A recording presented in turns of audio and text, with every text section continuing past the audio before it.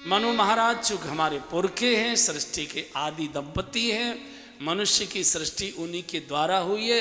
वो एक लीक देकर गए हैं, अजहु गाव श्रुति जिनके लीका।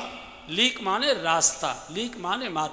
कहते ना लीक ही चलना, लीक मत छोड़ना, नहीं तो गड्ढे में गिर जाओगे। वो ये कहकर गए हैं कि एक समय आने पर, कब? जब बाल बच्चेदार हो जाए, बाल बच्चे कारोबार संभालने योग्य हो जाए।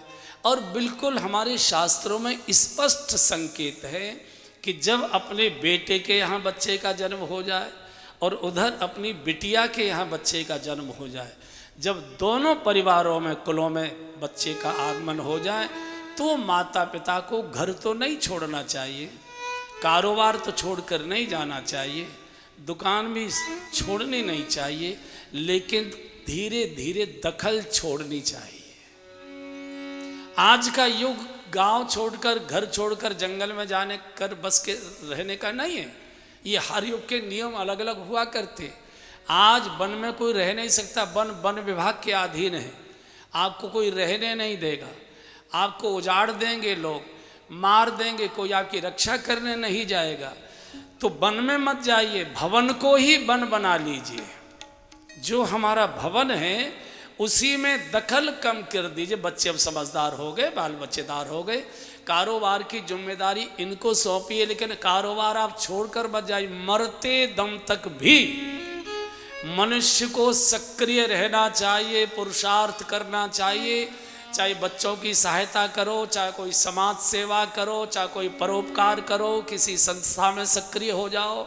मरते समय तक शरीर से सक्रिय रहिए, नहीं तो ताश खेलते ही जिंदगी बीत जाएगी, बिगड़ जाओगे। और बिगड़ने की कोई उम्र नहीं हुआ करती है, बिगड़ने की कोई उम्र नहीं हुआ करती। इसलिए पूर्ण सक्रियता रहिए।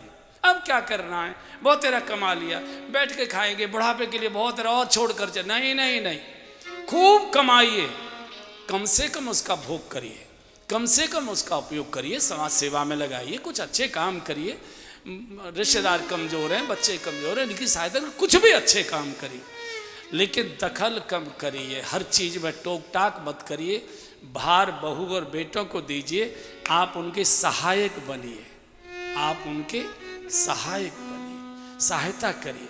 कोई बात हो जाते पीठ थपते, नहीं बेटा कोई चिंता मत करो, आगे बढ़ो, घाटे नफा होते रहते, हमने बड़ी बड़ी घाटे की है, फिक्र मत करो, ठोकर खाकर ये कल आती है, आगे बढ़ो। सहारा दीजिए। पूछते तो हो नहीं, मनमानी करते हो, बुद्धि अपनी चलाते हो, अब ठोकर नहीं खाओगे तो और क्या करेंगे, भोग आप मरो, ऐसा मत बोलो। आपने भी ये सब किया है, आपने भी बड़े बड़े घाटे किए, पिता को आपने भी खूब तंग किया होगा। इसलिए सहायक बनिए, संरक्षक बनिए और मालिक मत बनिए। बच्चों के कंधे पर भार डालिए, उनको जिम्मेदारी सौंपिए, उनमें गंभीरता आने दीजिए। और सब प्रकार से माताओं से भी निवेदन है कि माताएं भी बहुओं की, बच्चों की सहायता करें, उनको लालन पालन में सहयोग करें।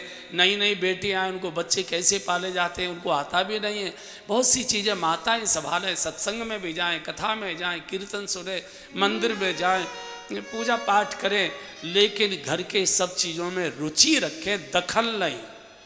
आपसे ही सब काम पूछ कर किया जाए, बहू करे ये मत, ये अधिकार छोड़ दीजिए। बहू को फ्री हैंड छोड़िए, बिगड़ता है तो पीठ थपथपाइए, अरे हमने तो कितनी कितनी चीज़ें बिगाड़ी, तुम बेटा चलो चलो, कोई चिंता मत करो, सब ठीक होगा। घर में स्वर्ग जैसा वातावरण होगा, घर ही तीर्थ हो जाएगा। तीर्थ में मत जाइए, घर को तीर्थ बनाइए, घर में आनंद का वातावरण। मनु महाराज ये रास्ता हमको देकर गए।